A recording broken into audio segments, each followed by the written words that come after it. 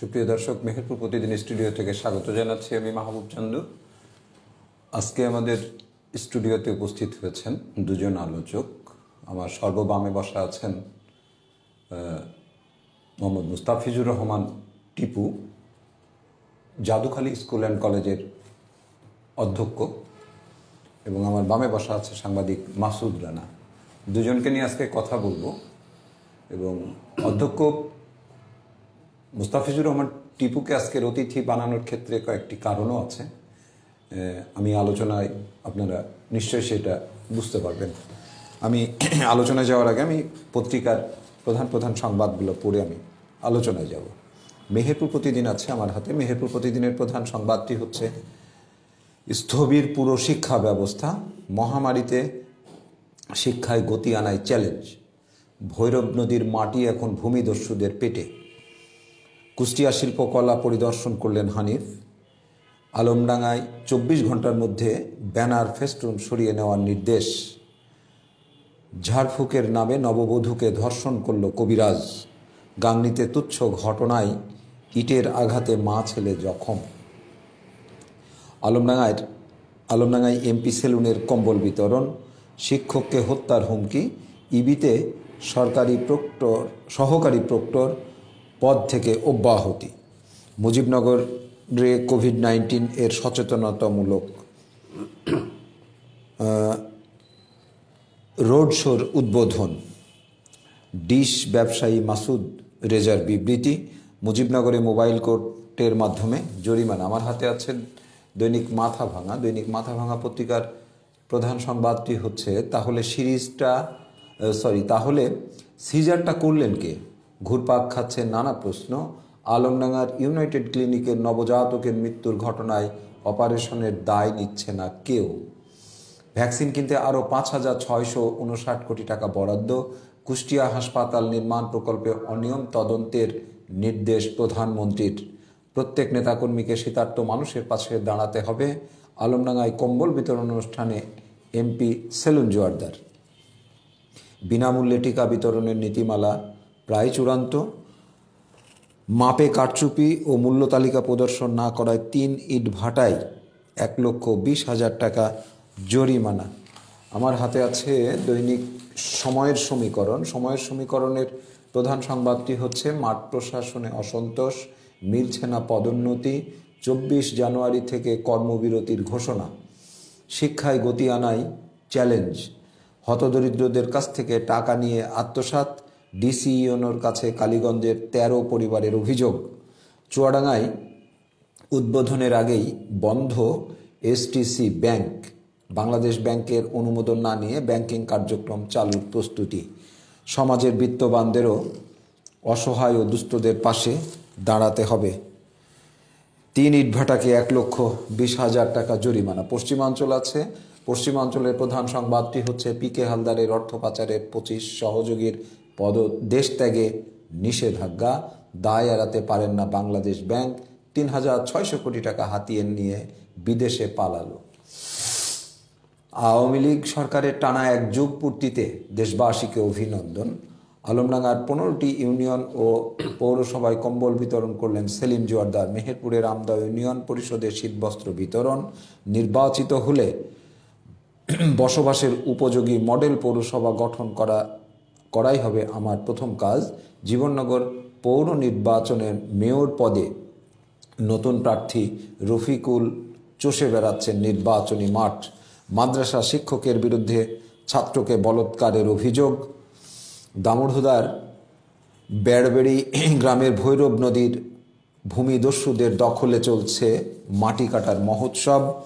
STC ব্যাংকের চুয়াডাঙ্গা জেলা শাখার কার্যক্রম বন্ধ ঘোষণা। মোটামুটি এই ছিল আমার কাছে পত্রিকার নিউজ। আমি প্রথমেই আলোচনা শুরু করতে চাই, স্থবির পুরো শিক্ষা ব্যবস্থা, মহামারীতে শিক্ষায় গতি নেই, গতি আনায় চ্যালেঞ্জ। আমি অধ্যক্ষ মুস্তাফিজুর রহমান আপনাকে স্বাগত জানাচ্ছি আমাদের এই মেহেরপুর প্রতিদিন সংবাদ বিশ্লেষণ অনুষ্ঠানে। আপনাকে আসলে যে কারণে আজকে অতিথি হিসাবে এখানে আমন্ত্রণ জানিয়েছি, আমি শিক্ষা বিষয় নিয়ে কথা বলবো। একই সাথে আপনি আর একটা দায়িত্ব পালন করেন, আপনি মেহেরপুর বিআরডিবির আপনি চেয়ারম্যান পদে আছেন। তো এই দুইটা বিষয় নিয়ে আপনার সাথে কথা বলবো। বিআরডিপি নিয়ে আমাদের মেহেরপুর প্রতিদিন একটা অনুসন্ধানী রিপোর্টও করেছিল, সেক্ষেত্রে এই দুইটা বিষয়কে নিয়ে কথা বলার জন্য আপনাকে আমন্ত্রণ জানিয়েছি। আমি প্রথমে যদি আপনার কাছে জানতে চাই, আমাদের এই করোনা প্যান্ডামিকের মধ্যে শিক্ষা বিভাগ, শিক্ষা কার্যক্রম সবচেয়ে বেশি ব্যাহত হলো এবং আঘাতপ্রাপ্ত মানে প্রতিষ্ঠানের মধ্যে শিক্ষা বিভাগই।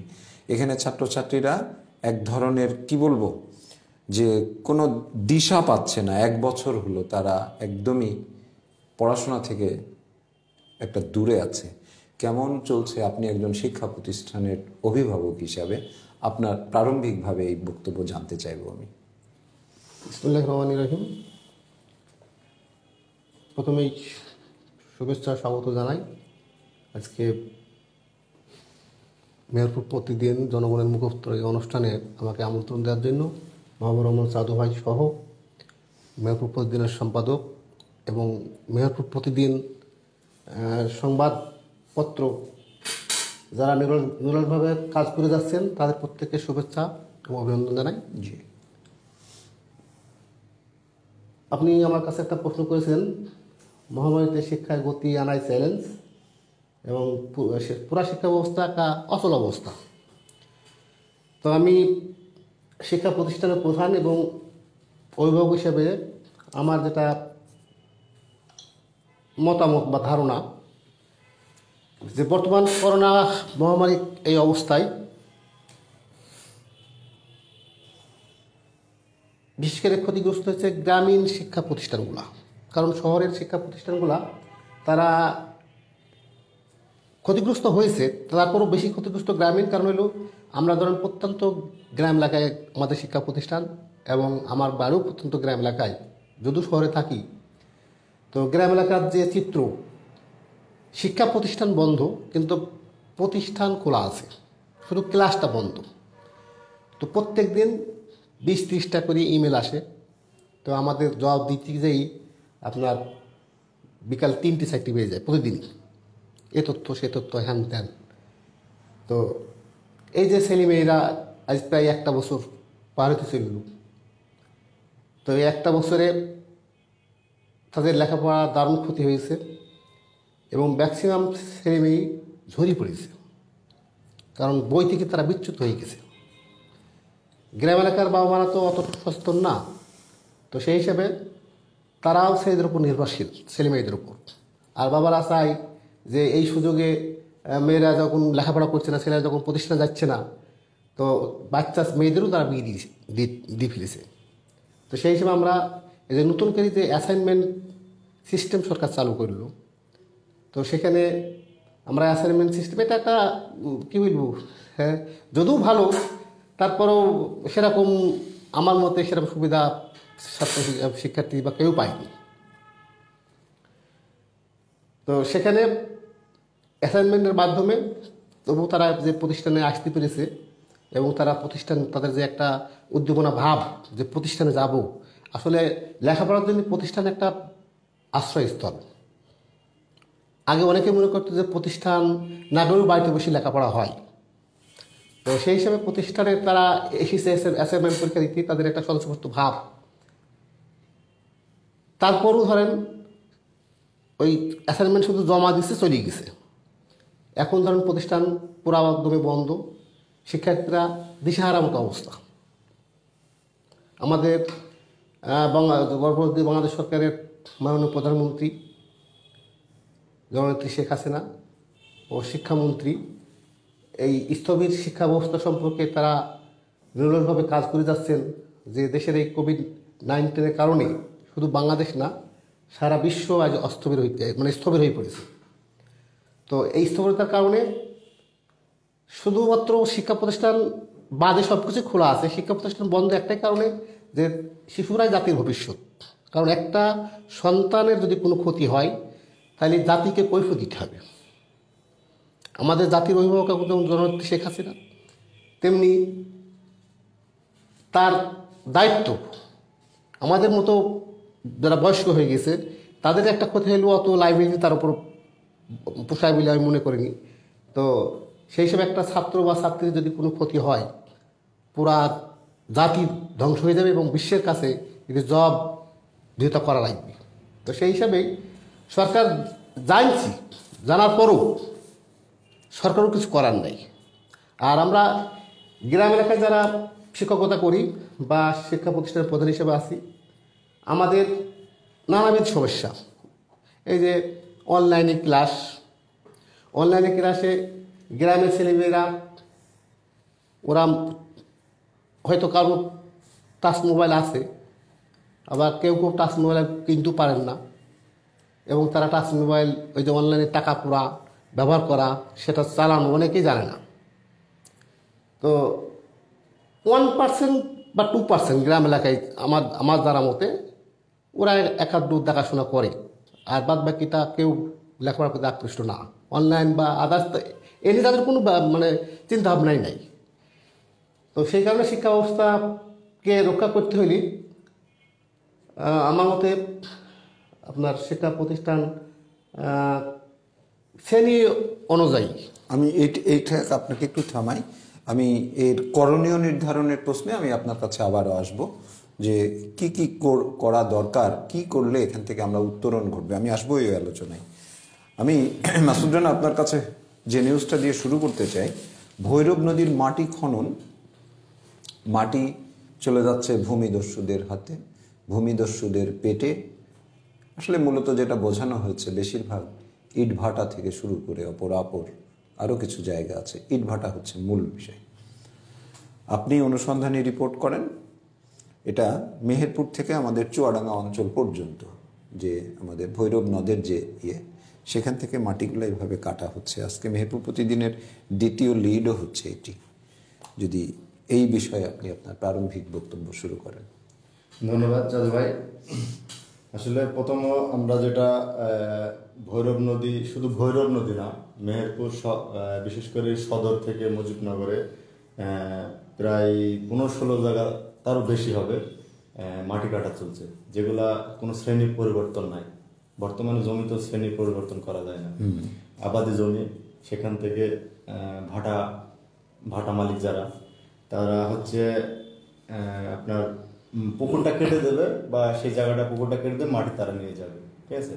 আবার আরেকটা গ্রুপ আছে, তারা আপনার শুধু মাটিটা, তার যে জমি, যার জমি, তার সাথে মাটিটা কিনে নিচ্ছে পুকুরটা করে দিচ্ছে। আর আমাদের মেহেরপুরে এই যে ওয়াকওয়ের ওই সাইডে দেখলাম যে যখন ভৈরব খনন হয় তখন পাড় বাঁধা হয়েছে, সে পাহাড়ের মাটি মানে খণ্ড খণ্ড জায়গায়, মানে বিভিন্নভাবে রাতে বলেন, সকালে বলেন, এই মাটিগুলা বিভিন্ন ভাটায় চলে যাচ্ছে। যখন মাটি ওখান থেকে সরে যাচ্ছে, তখন ওখানে যে তার পাশের যে জমি আছে, সেই লোক আবার মনে করেন যে ওই জমিটা ট্র্যাক্টর দিয়ে চষে ফেলছে। আপনি গেলে দেখতে পান পন্টে ঘাটের আপনার ওই যে শ্মশান ঘাটের ওপরে, ওখান থেকে প্রায় 1-150 ফিট পুরা জমি ওখানে ট্র্যাক্টর দিয়ে চষে সমান করতেছে। আসলে এই ধরনের যদি হয়, তাহলে তো পানি তো নদীর বাইরের পানি, যে নদীতে পানি ঢোকে, তাহলে পরে ওখান থেকে ভাঙা শুরু হবে। তারপরে তো দেখা যাচ্ছে যে সাইডে যেসব পাড়গুলা, সেগুলো নষ্ট হয়ে যাবে। আর একটা, সেদিনকে আমি গেছিলাম কাঁঠালপোতার ওখানে, এই জায়গাটায় গেছিলাম, আপনার টোটালটাই জমির সাথে ভৈরব নদী সমান করে দেওয়া হচ্ছে। আচ্ছা, ছুটিপুর দিয়ে একেবারে গোহরপুর পর্যন্ত, মানে পাড় বলে কিছু নাই, ওখানে দিনে রাতে সব সময় চলতেছে, মাটি নিয়ে যাচ্ছে। আর এসব যদি বলে যে আপনারা এই ধরনের কোথায় অনুমোদন পেয়েছেন, তারা বলে আমরা অনুমোদনের জন্য দরখাস্ত করেছি, অনুমোদন পেয়ে যাব। এটা যদি না কাজ আছে, বিভিন্ন রাজনৈতিক নেতাদের নাম ব্যবহার করছে। আর গত কয়েকদিন আগে আমি একটা লাইভ দিছিলাম মেহেরপুর চোখে, সেটা হচ্ছে রাজনগর কাজলা নদীর পাড়ে, ওখানে 100-200 ফিটের বেশি জায়গা আপনার টোটাল সমান করে দিচ্ছে পাড়ে মাটি, সব ভাটাতে মাটি যাচ্ছে। ওই ছেউটি নদীও তো ছেউটি নদীও তো খনন করা হলো, ওই পাড়ের মাটি, ওই পাড়ের মাটি, সে বলে আমি মাটি কিনে রেখেছি। আচ্ছা, এদিকে পানি অফিসে যদি ফোন দেওয়া জানা যাচ্ছে, তাহলে পরে বলছে না, আমরা এই ধরনের কোনো করবি। আচ্ছা, আর তারপরে এতে কি যোগাযোগ করেছিলেন মেহেরপুরে জেলা প্রশাসন? জেলা প্রশাসককে ফোন দিয়েছিলাম জায়গা ওই স্পটে থেকে, তিনি বললেন যে নিউজ করেন, ব্যবস্থা নেব। নিউজ করেন, ব্যবস্থা নেব। ব্যবস্থা নেব। ওখানে কি পরিমাণ মাটি উত্তোলন হচ্ছে, মানে আপনার কত এরিয়া ধরে? আপনার এআরবি কলেজের ওখান থেকে শুরু করে হিজুলি পর্যন্ত। আচ্ছা।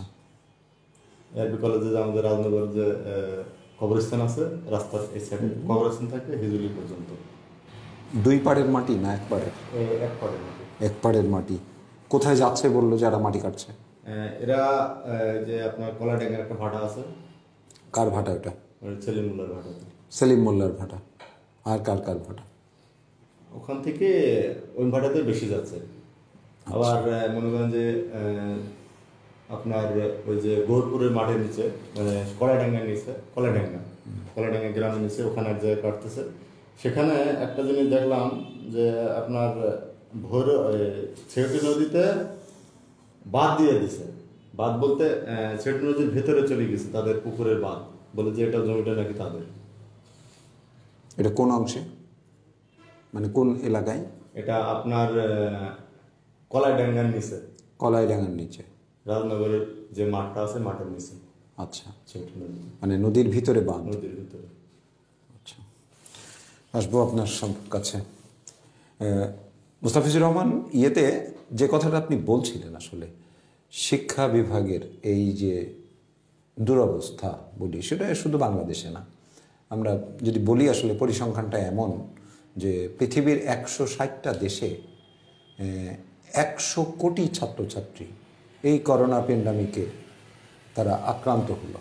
আক্রান্ত আমি শব্দটা এই কারণেই ব্যবহার করছি, মানে তাদের শিক্ষা থেকে দূরে থাকা, এটা এক ধরনের একটা আক্রান্ত হওয়া আর কি। এই প্যান্ডামিকে তাদের সবচেয়ে বড় ক্ষতি যেটা, সেটা হচ্ছে। তো সেক্ষেত্রে আপনি বলতে চাচ্ছিলেন যে আসলে এখান থেকে মুক্তির রাস্তাটা কি? আসলে আপনি একজন একটা শিক্ষা প্রতিষ্ঠানের প্রধান হিসাবে আপনার পরামর্শটা কি? কোন পদ্ধতিতে গেলে আসলে এই শিক্ষা জীবন রক্ষা হতে পারে? জি, আমি প্রথমে শিক্ষা ব্যবস্থা সম্পর্কে একটু বলি। জি। যে শিক্ষা এক অপার শক্তি, সংস্কৃত সভ্যতার বিকাশ। রাইট। শিক্ষা ব্যক্তির অন্তর্নিহিত সত্তাকে জাগ্রত, বিকশিত, শানিত করে ব্যক্তিকে বাস্তববাদী, আত্মপ্রত্যয়ী ও স্বাবলম্বী করে গড়ে তোলে। রাইট। শিক্ষার প্রকৃত লক্ষ্য হচ্ছে মানবিক গুণাবলীর উৎকর্ষ সাধন, গণতান্ত্রিক চেতনা, দেশত্ববোধ এবং সুনাগরিক হিসেবে গড়ে ওঠা। শিক্ষার সঠিক বিস্তার ও যথার্থ প্রয়োগের মাধ্যমে পৃথিবীর বহু জাতি উন্নয়নের উচ্চ শিখরে পৌঁছতে সক্ষম হয়েছে। তাই শিক্ষার অবদান অনস্বীকার্য। এই জন্যই বলা হয়ে থাকে, education is the backbone of a nation. Right. তো সেই ক্ষেত্রে যে যদি শিক্ষায় জাতির মেরুদণ্ড হয়, শিক্ষা ব্যবস্থা ধ্বংস হয়ে গেলে জাতি পুরা ধ্বংস হয়ে যাবে। আজকে মানে শিক্ষকতার পেশাতে আমি যতটুকু আমার মেধাতে এসছে, শিক্ষা ব্যবস্থা দেখেন বাংলাদেশটা মনে করেন যে একটা দেশের মেন হইল শিক্ষা ব্যবস্থা, জাতি মেরুদণ্ড। তাহলে আপনার মানবদেহের যদি মেরুদণ্ডটা ধ্বংস হয়ে যায়, মানুষ কিন্তু চলাফেরা করতে পারে না। তেমনি শিক্ষা ব্যবস্থা সবাই হারিয়ে হইল শিক্ষা ব্যবস্থা। রাইট। এখান থেকে মনে করেন ডাক্তার, ইঞ্জিনিয়ার, ডিসি, এসপি, উকিল, ব্যাস সব কিছু এখান থেকেই সাপ্লাই হচ্ছে। আর আপনি শিক্ষাকে অবমূল্যায়ন করছেন। এখানে মেধাবী টিচার শিক্ষাক্ষেত্রে কেউ যেতে চাচ্ছে না। আমরা বিসিএসে যখন অ্যাপ্লাই বা সার্কুলার দেয়, তখন দেখি যে শিক্ষা সবচেয়ে লাস্টে সে শিক্ষাকে চয়েস করে। কারণ আমাদের এত অনিয়ম শিক্ষা ব্যবস্থার মধ্যে। তো এই অনিয়ম কারা তৈরি? শিক্ষা ব্যবস্থাকে, শিক্ষার মান উন্নয়ন, চাহিদা অনুযায়ী শিক্ষকদের বেতন ভাতা, এগুলা অবশ্যই করা উচিত। তাহলে মেধাবী শিক্ষাতে আসবি। আর এই মহামারী অবস্থাতে আপনি যে প্রশ্নটা আমাকে করলেন, এতে আমি আগেই বলেছি যে আমার শিক্ষা প্রতিষ্ঠান প্রত্যন্ত গ্রাম এলাকায়, আমি গ্রামের মানুষ। তো শহর এবং গ্রাম এর মধ্যে আমি অনেক পার্থক্য দেখি। যেমন দেখেন যে হয়তো এই কথাটা বলা আমার ঠিক হবে না, তারপরেও আজকে আমাকে না বললেও হচ্ছে না, যে সরকার চাচ্ছে যে গ্রামীণ মানুষকে, গ্রামীণ অভিভাবককে আর্থিকভাবে তারা যাতে উপকৃত হয়, সেই জন্যই সরকার কিছু কিছু প্রতিষ্ঠান জাতীয়করণ করছে। বাংলাদেশ স্বাধীন হওয়ার পর থেকে এ পর্যন্ত যে সমস্ত প্রতিষ্ঠান জাতীয়করণ হয়েছে, তো তাতে তো দেখেন রাজধানী, বিভাগ, জেলা, এইগুলা তো আমার গ্রামের মানুষ কী করে? তাহলে সরকার যে কথাটা, প্রত্যেকটা সরকারই যে কথাটা মানে বলছেন, কিন্তু বাস্তবে সেটা আমরা গ্রামের মানুষ সেটা পাচ্ছি না। যাদের দরকার, আজকে ধরেন গ্রামের একটা সন্তান সে 100 টাকা বা 300 টাকা বেতন দিয়ে পড়ছে, আর শহরের একটা কোটিপতি ছেলে স্কুলে 12 টাকা বা 10 টাকা বেতনে পড়ছি। তাহলে আমরা দারুণভাবে বঞ্চিত হচ্ছি। তো এই 10-12 টাকা বেতন তো এটা সরকারি প্রতিষ্ঠানে, তো সরকারি প্রতিষ্ঠানের কথা আমি বলি। কিন্তু বেসরকারি প্রতিষ্ঠান, বেসরকারি বলতে এমপিওভুক্ত স্কুলগুলোতে তো বেতন বেশি নাকি? বেতন বেশি। এমপিওভুক্ত স্কুলে ধরেন কমিটি নির্ধারণ করে দেয় যে তাদের কি পরিমাণ বেতন হবে, তার প্রতিষ্ঠান কিভাবে চলবে না চলবে, এটা কমিটির ব্যাপার, পুরাশীয় কমিটির। আচ্ছা, প্রসঙ্গটা যেহেতু উঠলো, আপনাদের এমনি ক্লাস 6 থেকে ক্লাস 10 পর্যন্ত বেতনের রেশিওটা কেমন ইয়েতে আপনার এমপিওভুক্ত স্কুলগুলোর? রেশিও ধরেন এক একটা প্রতিষ্ঠানে এক এক রকম। কেউ ধরেন, যেমন আমি আমার প্রতিষ্ঠানের কথা বলি, আমার প্রতিষ্ঠানে আমি ক্লাস 6-এ বেতন নিই 60 টাকা, 6, 7, 8 70 টাকা, 9 80 টাকা, 10 90 টাকা, একাদশ দ্বাদশ 100 টাকা। আচ্ছা, এটা কি আপনাদেরকে নির্ধারণ করে দেওয়া? না, এখানে আমাদের বেসরকারি শিক্ষা প্রতিষ্ঠান পরিচালনার একটা গাইড আছে, আচ্ছা, বিধান আছে, সেই বিধান অনুযায়ী আমরা পরিচালিত হই। আচ্ছা, তো প্রাতিষ্ঠানিক অভ্যন্তরীণ ব্যাপারে আপনার আমাদের গভর্নিং বডি, স্কুল অ্যান্ড কলেজে গভর্নিং বডি, আর এমনি স্কুলে এসএমজি মানে স্কুল ম্যানেজিং কমিটি। তো গভর্নিং বডি সভাপতি বা কমিটির পূর্ণাঙ্গ কমিটি, ওনারা অভ্যন্তরীণ ব্যাপারে সমস্ত সিদ্ধান্ত নেওয়ার মালিক তেনারা এলাকার পরিস্থিতি অনুযায়ী সেগুলা ঠিকঠাক করেন। বেতন, তারপর আনুষঙ্গিক অন্যান্য আমাদের মানে আদার্স অভ্যন্তরীণ যে কাজগুলো থাকে সেগুলো ওনারাই সিদ্ধান্ত নেন। আচ্ছা, সেই সিদ্ধান্ত অনুযায়ী আমরা রেজুলেশন করি, ওটাই বাস্তবায়িত হয়। তো শিক্ষা প্রতিষ্ঠান আমার মনে হয় বর্তমানে সরকার যে ফেব্রুয়ারি আমাদের 15ই জানুয়ারি পর্যন্ত শিক্ষা প্রতিষ্ঠান বন্ধ আছে, মানে ক্লাস বন্ধ। তো 15ই জানুয়ারির পর দ্বিতীয় যেমন করোনা মহামারীর যে প্রভাব, তৃতীয় ঢেউ, হ্যাঁ, এই ঢেউটা আমার মনে হয় আস্তে আস্তে কমার দিকে, এবং ভ্যাকসিনও অল্প দিনের মধ্যেই বাংলাদেশ পাবে। তো ভ্যাকসিন পাওয়ার সাথে সাথে শিক্ষা প্রতিষ্ঠান আগে চালু করা উচিত, যদি শিক্ষার্থীদের ভবিষ্যৎ আমরা সকলেই কামনা করি। এবং তা নইলে দেশের অবস্থা মানে কি বলবো, একটা শিক্ষা ব্যবস্থা যদি ধ্বংস হয়ে যায়, জাতি ধ্বংস হয়ে যাবে। সেটাই। আচ্ছা, ইয়েতে আরেকটু এই বিষয়টা জানি যে আমরা বিভিন্ন সময় বিভিন্ন এলাকার ইয়েতে দেখছি যে আমাদের এই যে বই বিতরণ হচ্ছে, বিনামূল্যের বই, এটা প্রতি বছরই যেটা হয়ে থাকে, সেক্ষেত্রে এটা বই বিতরণের ক্ষেত্রে আপনারা যারা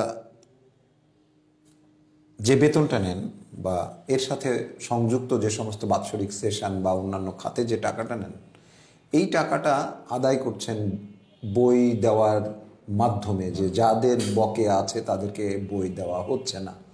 পাশাপাশি পুরাতন বইগুলা জমা নেওয়ার একটা প্রভিশন আছে, সেই পুরাতন বই যারা আবার জমা দিতে পারছে না তাদের কাছ থেকে অতিরিক্ত 50 টাকা আমরা গণমাধ্যমের মানুষ হিসাবে বিভিন্ন জন অভিযোগ করেছে আমাদের কাছে। আপনি একজন প্রতিষ্ঠান প্রধান হিসাবে আপনি বিষয়টাকে কিভাবে দেখছেন? না, যদি আপনাকে বাস্তবে যদি অভিযোগ কেউ করে থাকে, সেটা যদি সঠিক হয়, তার আইন অনুযায়ী তার সাজা হওয়া উচিত, এটা আমি মনে করি, তবে আইন মোতাবেক ব্যবস্থা নেওয়া উচিত। জি, আমার প্রতিষ্ঠানে আমরা সরকার তো এর আগে আমি আপনাদের বললাম যে অ্যাসাইনমেন্ট যে সুযোগটা আমাদের দিছে, সেই সাথেই সরকার ঘোষণা দিয়েছে যে আপনারা তাদের কাছ থেকে ওই যে মাসিক যে বেতন আপনাদের প্রতিষ্ঠান পরিচালনার জন্য এই টাকাটা আপনারা নিতে পারবেন, এবং সরকার একটা প্রজ্ঞাপন জারি করে দিয়েছে। সেই প্রজ্ঞাপন অনুযায়ী আমরা তখন সেই টাকাটা যারা অ্যাসাইনমেন্ট জমা তারা গ্রহণ করেছে এবং আমাদের হাতে জমা দিয়েছে, তো তখনই আমরা সেই টাকাটা তাদের কাছ থেকে নিয়ে নিয়েছি। আচ্ছা, তো এখন তো নতুন করে তো নেওয়ার কিছু নাই। এখন 6 যারা ভর্তি হবে তারা যে আমাদের যে সেশন চার্জ সরকার কর্তৃক নির্ধারিত, শিক্ষা মন্ত্রণালয় কর্তৃক নির্ধারিত যে সেশন চার্জ, গ্রামের উপজেলার একরকম, জেলার একরকম, মানে বিভাগগুলো একরকম, এবং ঢাকা মেট্রো হ্যাঁ একরকম। তো সেই হিসেবে আমাদের গ্রাম এলাকায় আপনার সরকারি বিধান মধ্যে 500 টাকা সেশন চার্জ, আচ্ছা, 500 টাকা আর 1 মাসের বেতন নিয়ে আমি তাকে 6-এ ভর্তি করতে পারি। আচ্ছা, এর এক্সেস কোনো কিছু নেওয়ার অধিকার আমার নেই। আচ্ছা, আচ্ছা। আর যদি 500 টাকা এবং 1 মাসের বেতন, বেতন, আচ্ছা। ক্লাস ওয়ারি যে বেতন হয় সেই ক্লাস ওয়ারি। আর আরেকটা ব্যাপার যে ইতিপূর্বে যদি সরকার একটা ওই প্রজ্ঞাপনে লিখেছে যে ইতিপূর্বে আপনারা যদি কেউ অতিরিক্ত টাকা নিয়ে থাকেন, সেই টাকাটা এইবার ছাত্র ভর্তির সময় যদি বেশি নিয়ে থাকেন সেটা সমন্বয় করে নিন, সমন্বয় করবেন, রাইট। আর তা নইলে তার বিরুদ্ধে ব্যবস্থা নেওয়া হবে। আচ্ছা, তো তার স্পেসিফিক কারণটা জানাতে হবে যে এটা সত্যি কিনা, আচ্ছা। তাহলে সরকার ব্যবস্থা নেবে। আসবো আপনার কাছে মাসুদ রানা। আমি ভৈরবে আরেকটু আলোচনা করতেই চাই। ভৈরবের আমার জানা মতে ভৈরবের যে মূল জলকর, যেটা জলাধার, যেটা সেই জলাধারের হচ্ছে কোনো কোনো জায়গায় 150 ফিট, কোনো কোনো জায়গায় 200 ফিট, এর চেয়ে বেশি না। কিন্তু তাহলে আমাদের জলকর যতটা আছে সেই 150-200 ফিটের মধ্যেই কিন্তু মূলত জলকরটা আছে। তাহলে যদি ধরে নিই 2 দিককার পাড়, এই 2 দিককার পাড় তো আসলে সাধারণ মানুষের ব্যক্তিগত সম্পত্তি। সেখানে যেটা হচ্ছে, আমরা ভৈরব খননের ক্ষেত্রে যেমন আমরা উপকার পেয়েছি, ঠিক তেমনি ওইখানকার যে সমস্ত চাষি যাদের সত্যিকার অর্থে খুব স্বল্প জমি ছিল, একটা প্রান্তিক চাষি, তারা তো ক্ষতিগ্রস্ত হচ্ছে। তার কারণ আমরা জানি যে ভৈরব নদীতে পাড়গুলা বাঁধা হয়নি, মাটিটা ড্রেসিং করা হয়নি।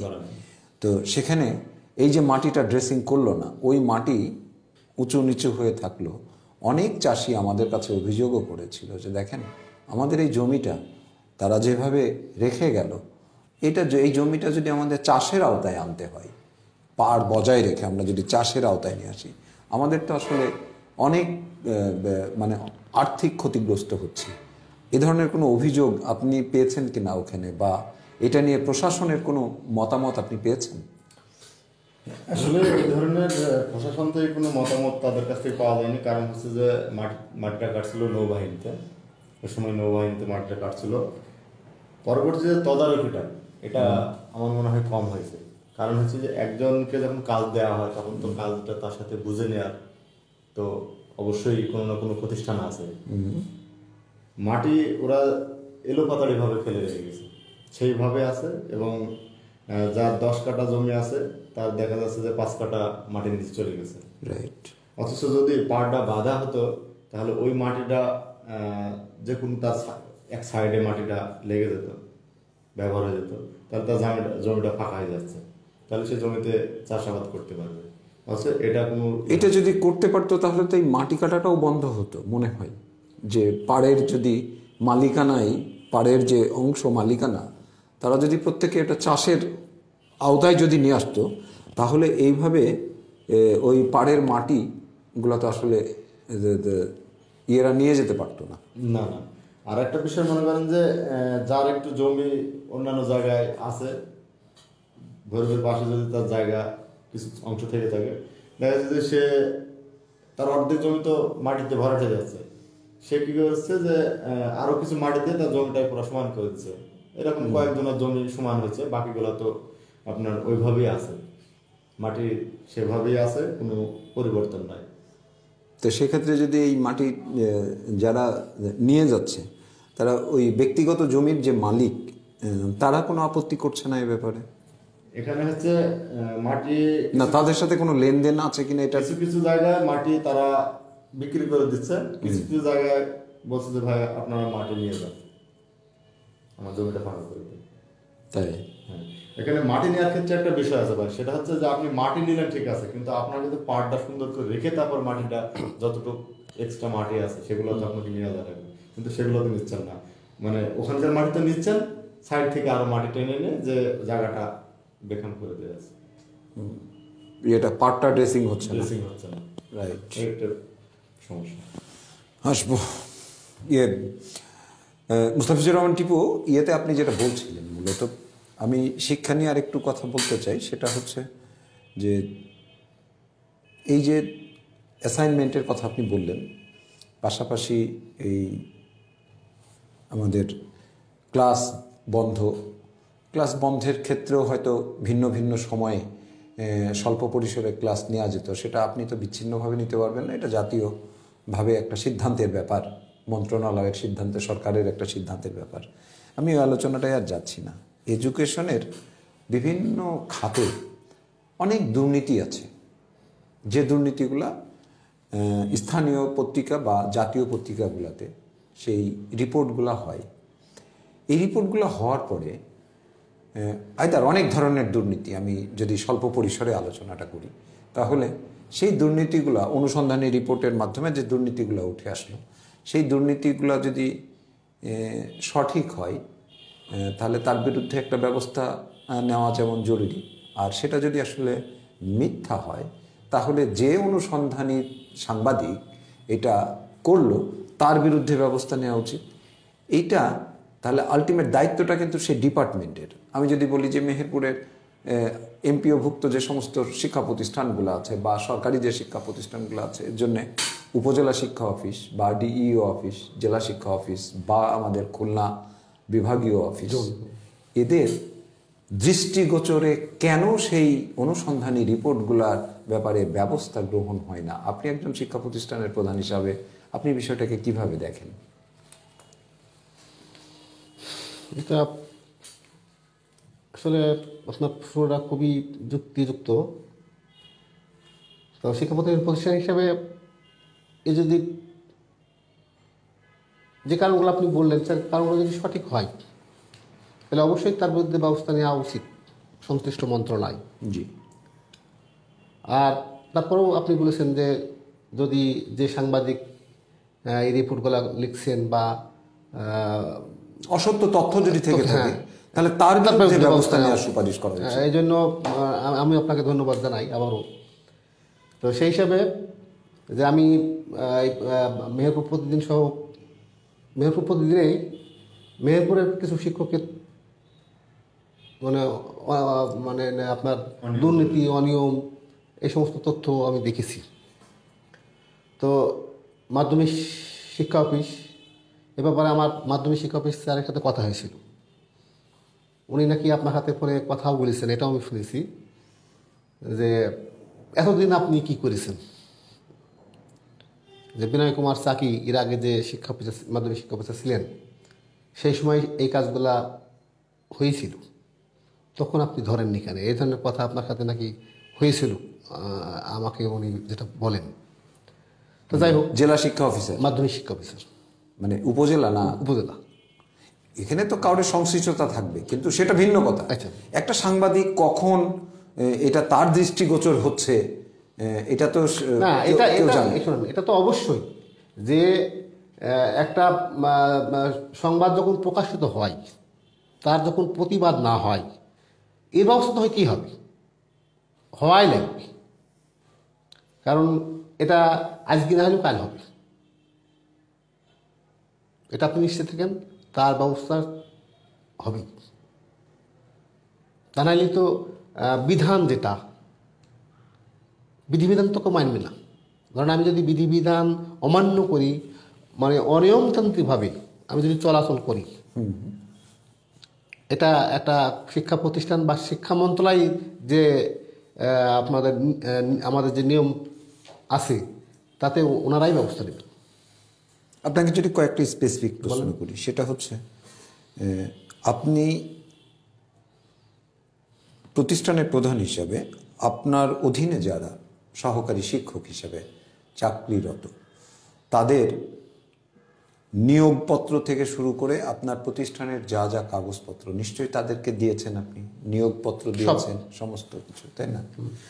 একটা প্রতিষ্ঠান যদি আসলে সেই কাউকে নিয়োগপত্র দেয়নি, উপরন্তু যারা চাকরি করে তাদের টোটাল যে তাদের যে সার্টিফিকেটগুলা অরিজিনাল সার্টিফিকেট, সেই সার্টিফিকেটগুলা কি কারণে দরকার হয়েছে সেই প্রতিষ্ঠানের প্রধান সেগুলা সব নিয়ে রেখেছেন। এটা কি কোনো প্রভিশন আছে এই ব্যাপারে যে মূল সার্টিফিকেটগুলো কি আপনাদের কাছে জমা থাকে নাকি? না, জমা থাকে না। এটা জমা থাকে ধরেন হয়তো আমার প্রতিষ্ঠানের মন্ত্রণালয় থেকে অডিট এসছে, জি, তখন হ্যাঁ তখন হয়তো আপনি চেয়ে নেন। হ্যাঁ ওনারা বলেন যে এই সমস্ত কাগজপত্রগুলো আপনারা নিয়ে রাখবেন, প্রতিষ্ঠান প্রধানকে বলেন, Right. তখন আমরা নিতে পারি সেই কয়েকদিনের জন্য। আবার ওটা ফেরত আবার দিয়ে ফেরত। দেন। এ যাবৎ পর্যন্ত এখনো পর্যন্ত আপনাকে যদি আমি উল্লেখ করে বলি যে বর্ষিবাড়ি স্কুলের কোনো শিক্ষকের কোনো নিয়োগপত্র কোনো শিক্ষক দেখাতে পারে না, বিকজ তার প্রধান শিক্ষক সেই দেয়নি, নিয়োগ লেটারই দেয়নি, এবং তাদের যে অরিজিনাল কাগজ এগুলো সব প্রধান শিক্ষকের কাছে আছে। এটা কি ন্যায় না অন্যায়? অন্যায়, অবশ্যই অন্যায়। অন্যায়। ইয়েতে এই ধরনের অনেক অনিয়ম, অনেক, আমি আর উল্লেখ করতে চাচ্ছি না, কিন্তু এই এতগুলা অনিয়মের বিরুদ্ধে যখন পত্রিকায় রিপোর্ট হয় তখন মেহেরপুর জেলার শিক্ষা অফিস তেনারা কি করেন, এবং এই প্রতিষ্ঠানের যে দুর্নীতি, এই দুর্নীতি কি আসলে উনি একা করেছেন? না। একার পক্ষে সম্ভব এটা? যদি ওই অথরিটিয়ান প্রতিষ্ঠান যদি আসলে তারা যদি সাহায্য না করে তাহলে কি এটা সম্ভব? না।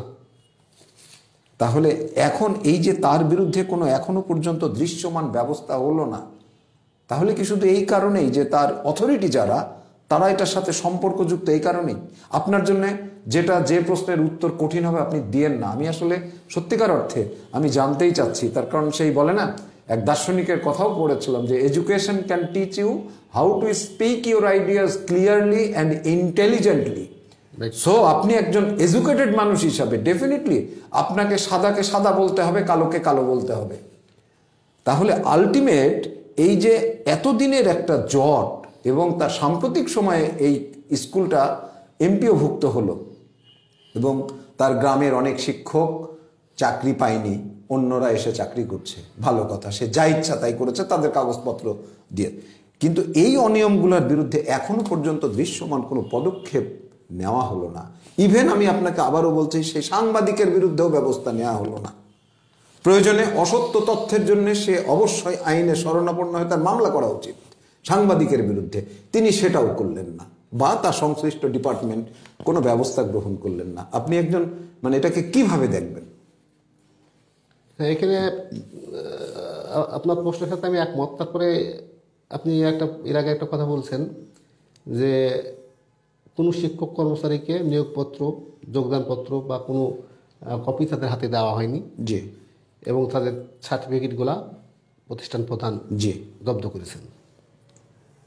তো আমি প্রতিষ্ঠান প্রধান হিসেবে আমি শিক্ষা ব্যবস্থার সাথে প্রায় 21 বছর জড়িত। জি।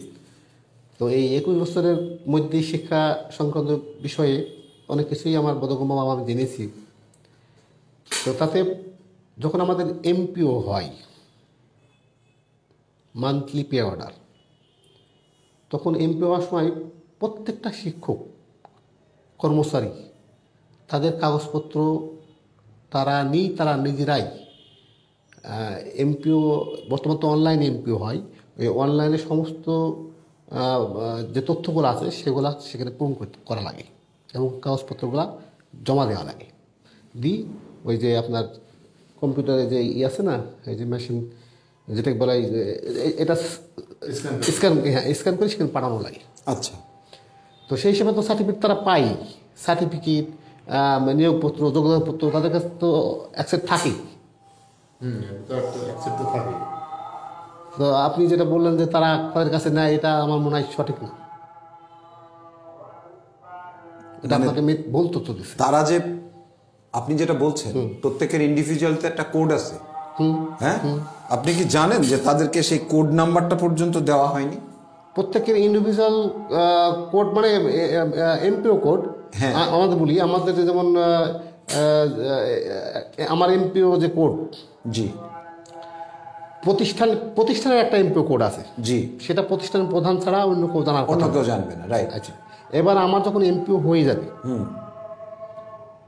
আমার একটা নাম্বার আইবে, বেতন বিলে তো আমাকে সই করতে হয় ওই নাম্বার অনুযায়ী। হ্যাঁ, বেতন বিলে ধরেন আমাকে সই করা লাগে, আমি সাধারণ শিক্ষকের একটা সই করা ঘর আছে, ওই ইন্ডেক্স নম্বর অনুযায়ী তার নাম এবং সেই ঘরে তাকে সই স্বাক্ষর করা লাগে। কিন্তু আপনারা যেটা নিয়ে আপনাদের আরেকটা যে আইডি, আমি যেটা বলছি আরেকটা আইডি আছে, ইন্ডিভিজুয়াল যে আইডি, যে আইডির সাথে আপনারা যোগাযোগ করেন, হ্যাঁ, যোগাযোগের আইডি, ওই তো এমপি আইডি আপনাকে তো বললাম। আচ্ছা, সেই আইডিটাও তো আসলে এদের কারোর কাছে নাই না, ওদের কারোর কাছে থাকার কথা না। আচ্ছা, তারপরেও এখন ধরেন আমি যেটা জানি যে প্রত্যেকের কাছেই আছে, প্রত্যেকেই জানি।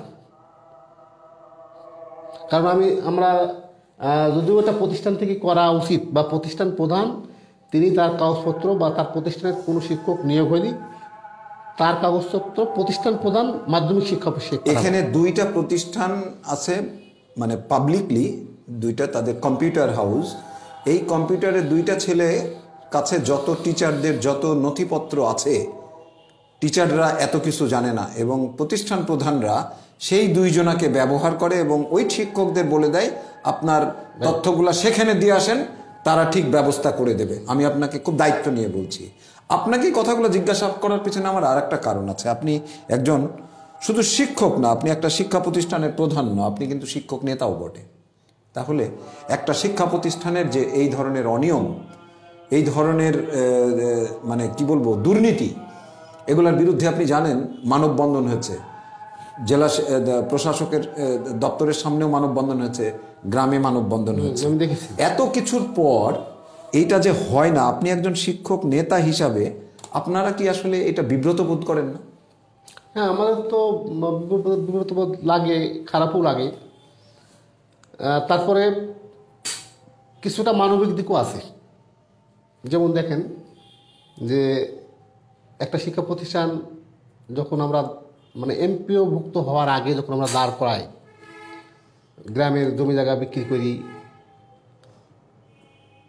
প্রতিষ্ঠান দাঁড় করানোর জন্য প্রতিষ্ঠানের জমি কেনা, ঘর বানানো, আদার্স কাজগুলো আমরা ধরেন করি। তারপরে ছাত্রপুত্রের অনুমতি, অ্যাপ্লিকেশন, সমস্ত কাজ কমপ্লিট হওয়ার পর রেজাল্ট, তারপরে এমপিওর জন্য আমরা অ্যাপ্লিকেশন করি। তখন এমপিও যদি হয় তখন সেটা আলাদা কথা।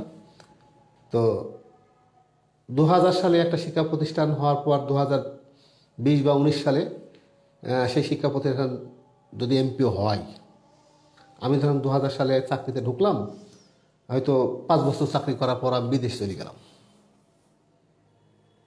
আমি একটা সাধারণ শিক্ষক, আর আপনি প্রতিষ্ঠান প্রধান, এবং প্রতিষ্ঠানটাকে টিকিয়ে রাখতে হবে, আপনাকে তো ওই সাবজেক্টের টিচার নিয়োগ দিতে হবে। এই হিসাবে 2-3টি শিক্ষক হয়তো নিয়োগ হয়েছে। যেই প্রতিষ্ঠান এমপি হয়ে গেছে, এখন বিদেশ থেকেও অনেকে চলে এসছে। মানে শুধু আমি ওই প্রতিষ্ঠানের কথা বলছি, মানে ম্যাক্সিমাম প্রতিষ্ঠানের কথা বলছি। জি। যেমন আমার জানা মতে ওই যে আপনার গাঙ্গির আড়পাড়া, ওখানে একটা স্কুল আছে, ওই স্কুলে একটা ছেলে সে কোরিয়ায় ছিল। কোরিয়া মতো ভালো দেশ, সেখান থেকেও সে এই স্কুলের শিক্ষকতা শুরু করে দিয়েছে। তো এটা তো ঠিক না। আর তারপরে যে একটা প্রতিষ্ঠান প্রধান, দুর্নীতি সবার জন্য, আমার কাছে দুর্নীতি সে আমি করি আর যেই করি তার বিচার হওয়া উচিত, এটা আমি অবশ্যই মানে প্রতিবাদ জানাই বা তা হওয়া উচিত বলে মনে করি।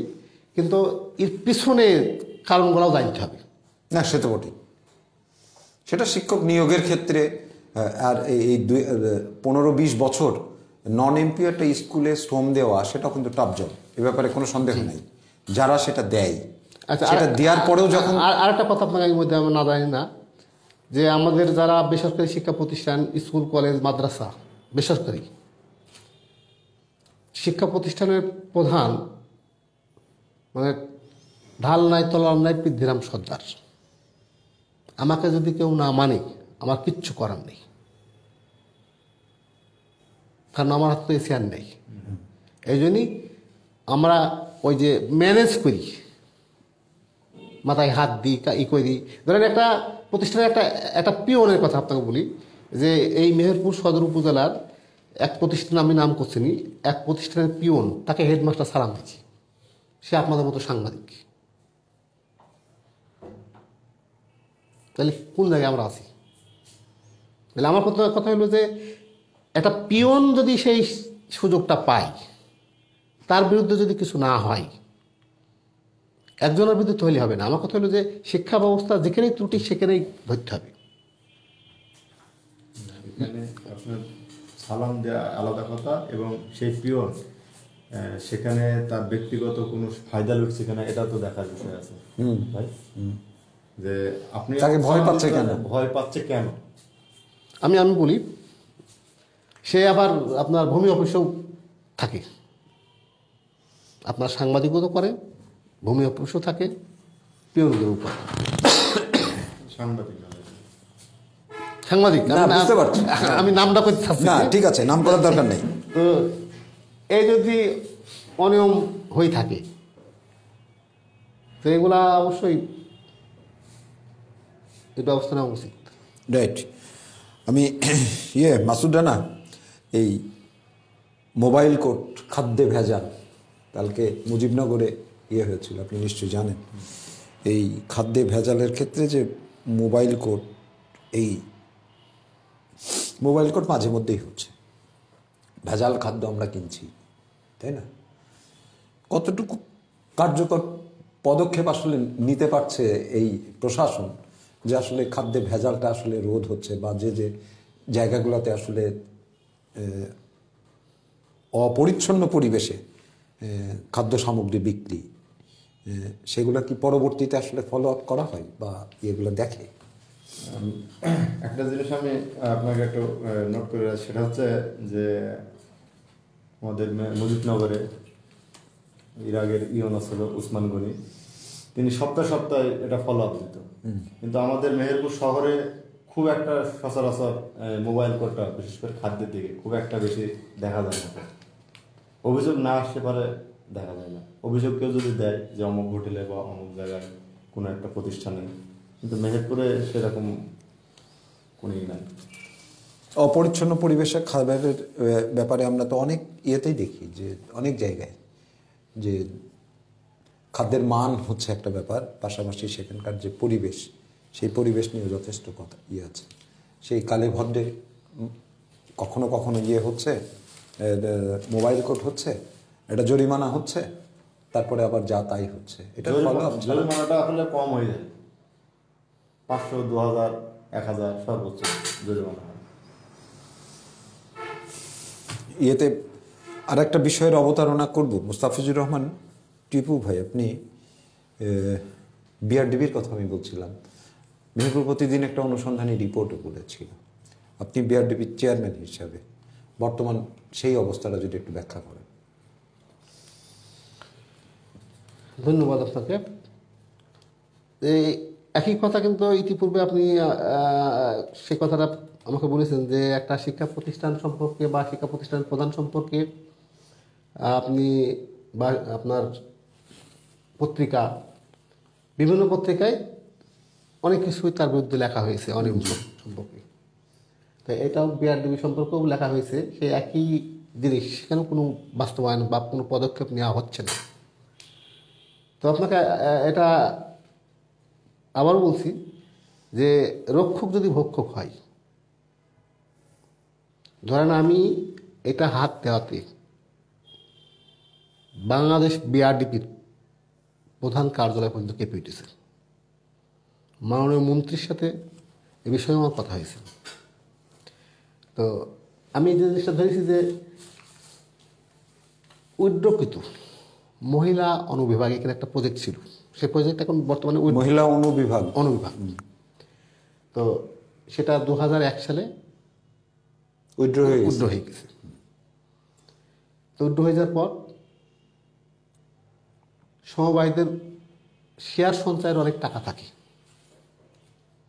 যখন সমবায়রা লোন নেয়, লোন নেওয়ার আগে তাদের শেয়ার সঞ্চয়ের টাকাটা কেটে নেওয়া হয়।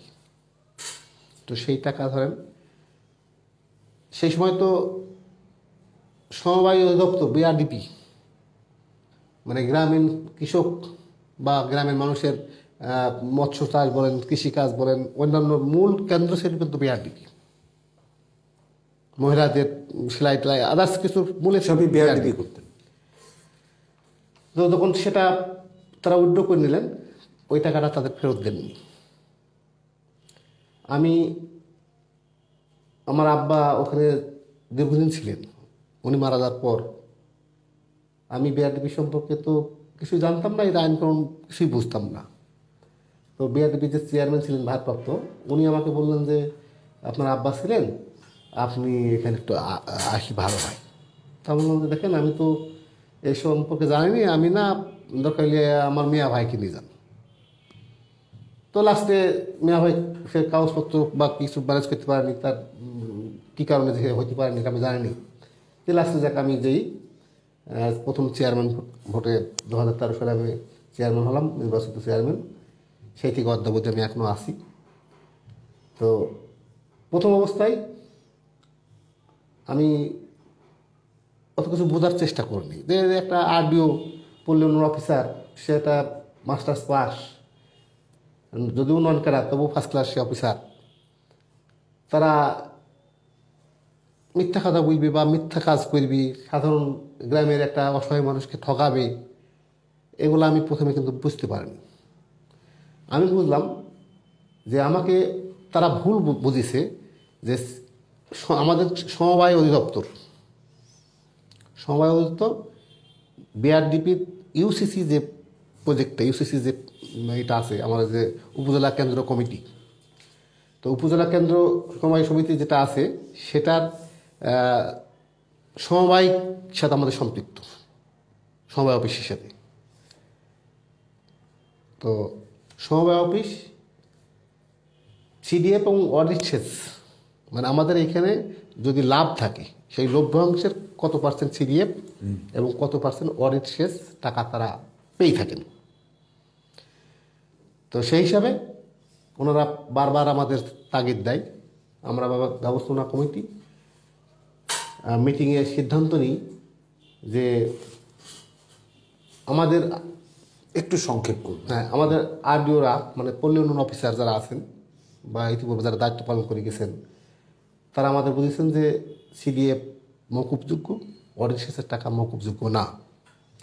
আর তারপর বলেছে যে মহিলা উন্নয়ন অনুবিভাগ থেকে আমি 50,000 টাকার উপরে আমার চেক পাওয়ার নাই। তো 50,000 টাকার উপরে যদি চেক পাওয়ার না থাকে, 50,000 টাকা ধরেন আমি পেলাম, আমার অফিস খরচ আছে, অন্যান্য খরচ আছে, ধরেন 30,000 টাকা থাকলো, কিন্তু 1 বছরে সিডিএফ এবং অডিট শেষের টাকা হচ্ছে প্রায় 1 লক্ষ টাকা বা 80,000 টাকা।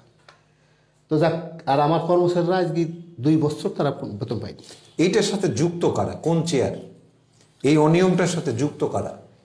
এখন সব অনিয়মের মূল হইল যেমন আমাদের যেমন একটা ব্যবস্থাপনা কমিটি থাকে না, জি সচিব, জি ধরেন কমিটি তো সিদ্ধান্ত দিয়ে দেয়, বাস্তবায়ন করে সচিবই মূল।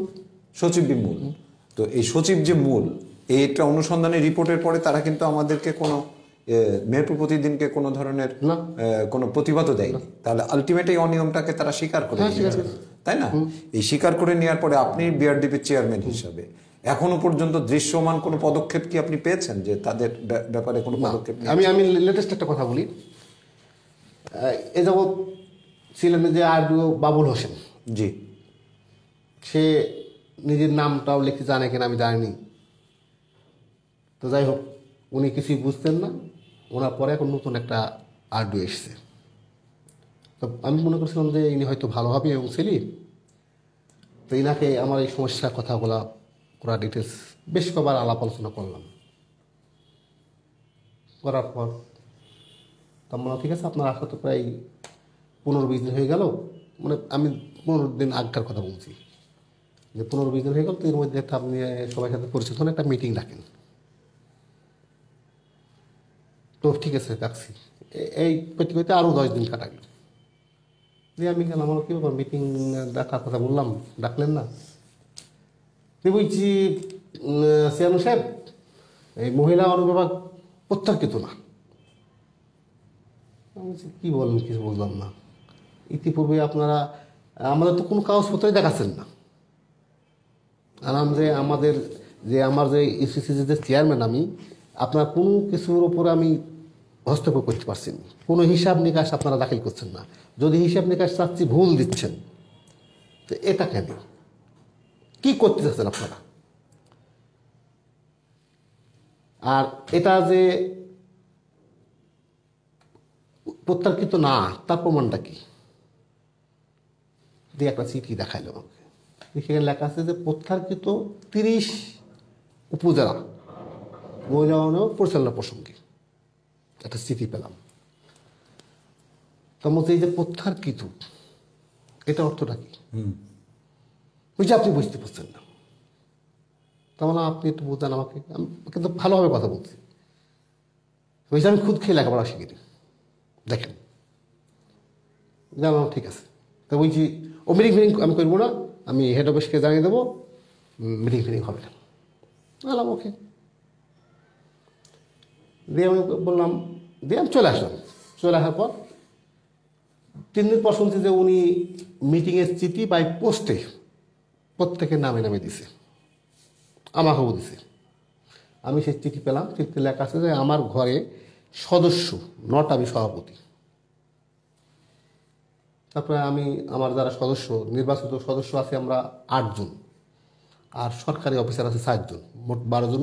ওখান থেকে চেয়ারম্যান নির্বাচিত হয় নাকি? আমরা 13 সদস্য বিশিষ্ট কমিটি, 5 জন সরকারি আর 8 জন হলো আমরা বাইরের। রাইট। তো আমরা 8 জন মিটিংয়ের দিন আসলাম, অফিসে গেলাম। যে এর আগে কিন্তু তাদের সাথে আমি কোনো কথা বলিনি, যে এক জায়গায় হওয়ার পর কথা বলবো। অফিসে যেই তাদের জিজ্ঞেস করলাম যে এই ব্যাপার ইতিপূর্বে আপনারা যে মিটিংটা করেছিলেন সেই মিটিংয়ের আমাদের এজেন্ডা সেখানে লেখা হয়নি রেজলিউশনে। অধ্যক্ষ মহোদয়, আমি বলি ইয়েতে আপনার আসলে এই বিষয়টা তো আসলে অনেক বড় একটা ইয়ে। আমি যেটা আসলে সামারি করে যদি আপনার কাছে জানতে চাই, যে আপনি ইতিমধ্যে বললেন যে এটার ব্যাপারে এই অনুসন্ধানী রিপোর্ট হওয়ার পরেও আপনার দেওয়া যে সমস্ত অভিযোগ, সেই অভিযোগ থাকা সত্ত্বেও পত্রিকায় সেটা প্রকাশিত হওয়ার পরেও এখনো পর্যন্ত দৃশ্যমান কোনো ব্যবস্থা সংশ্লিষ্ট বিভাগ নেই। এটাই হচ্ছে বিষয়। তার প্রমাণ আমি যে চিঠি দিয়েছি। জি জি, আমার হাতে একদমই সময় নেই। আপনাকে অসংখ্য ধন্যবাদ। আমাদের এই ইয়েতে আপনাকে আমি আবারও ডাকবো কোনো একটা সময় এই বিষয় নিয়ে কথা বলবো। মাসুদ রানা, আপনাকেও ধন্যবাদ। আপনাদের সকলকে ধন্যবাদ। সুপ্রিয় দর্শক, কথা বলছিলাম জাদুখালী স্কুল অ্যান্ড কলেজের অধ্যক্ষ এবং বিআরডিপির চেয়ারম্যান মুস্তাফিজুর রহমান টিপুর সাথে, কথা বলছিলাম মাসুদ রানার সাথে। আসলে প্রসঙ্গটা দেখেন, সাংবাদিক তার অনুসন্ধানী রিপোর্ট করছে, পত্রিকায় প্রকাশিত হচ্ছে, সংশ্লিষ্ট বিভাগ নিশ্চুপ, নীরব, না করছে সেই সংশ্লিষ্ট যার বিরুদ্ধে তার দুর্নীতির অভিযোগ তার বিরুদ্ধে কোনো ব্যবস্থা নেওয়া, আর সেটা যদি অসত্য হয় সাংবাদিকের বিরুদ্ধে ব্যবস্থা নেওয়া, তার কোনোটাই এখনো হয়নি। তাহলে দিনের পর দিন এভাবে চলতে থাকবে। কেউ কি আসলে কোনো ধরনের কোনো জবাবদিহিতার মধ্যে কেউ থাকবে না? একটা প্রতিষ্ঠান প্রধান হিসাবে বা অন্যত্র আরেকটা প্রতিষ্ঠানের যারা আসলে দায়িত্ব পালন করছে, তাদের এই স্বেচ্ছাচারিতা নিয়েই আমার এই সমাজ, আমার এই দেশ, আমার এই রাষ্ট্র, আমার এই নাগরিক সবাই এইভাবেই চলবে, যেখানে কোনো জবাবদিহিতা নাই। আমরা সাংবাদিক হিসাবে আমাদের কাজটা এইভাবে আমরা বলেই যাব। আসলে এছাড়া তার আমাদের কিছু করার নেই। সবাই ভালো থাকবেন। শুভরাত্রি সবাইকে।